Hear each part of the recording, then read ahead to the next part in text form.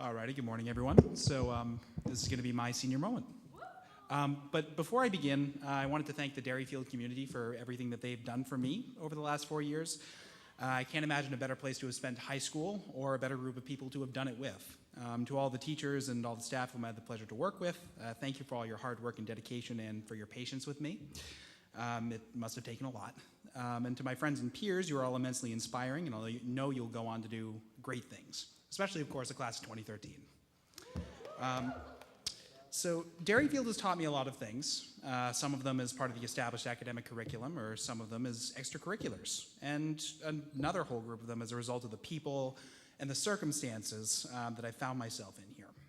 I'm here to talk about one of the latter type of revelations, and it's one that has been somewhat hard to accept.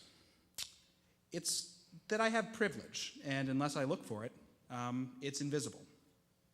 I'm not talking about the privilege of attending an elite private school, or about any of the advantages which have come to me through natural work, or natural talent, work, or just plain luck.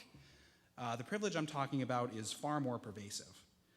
It's pretty easy for the privilege that comes with being Mike Stone to be overlooked. From the position of a white, middle-class male with no evident disabilities or medical conditions, and assumed to be straight, life appears pretty normal. Privilege also, conveniently enough, seems to endeavor to hide itself pretty well. For most of my life, I've just assumed that it was an equal playing field for just about everyone out there. And that I was where I was because of my own merits.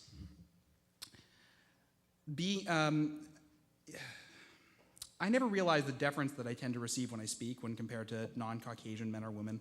Being able to walk down the street and feel safe that no one would attack me or belittle me for my creed, color, sexual orientation, gender identity, or class was never something that I realized people lived without. I thought that was a feeling that everyone had when they walked down the street. The subtle, sometimes unconscious gestures of respect or cultural expectations that because I was male and white, I was best suited for a leadership role, disguised themselves as more normal respect. It was only upon starting to come out as bisexual that I began to notice some of the privileged positions that I occupy in contrast to those relating to my orientation. Some of you in the audience are looking up here at me and saying, "Duh, dude, are you blind?" Perhaps the sunglasses that the privileged wear are both rose-colored and pretty obnoxiously thick. I'm honestly surprised middle-class white males can actually pass vision tests, But I do have one hope, that everyone here can examine their own privilege after what I've said today. Most of us in this room are privileged in some way or form. We're heterosexual, cisgender, middle-class, educated. Don't feel guilt for this. Your privilege was not something you asked for. Rather, try to address your privilege, see where it exists, and combat it. That's all any of us can do, and if I've gotten any of you to consider the idea of privilege, even slightly, I've accomplished my goal. Thank you.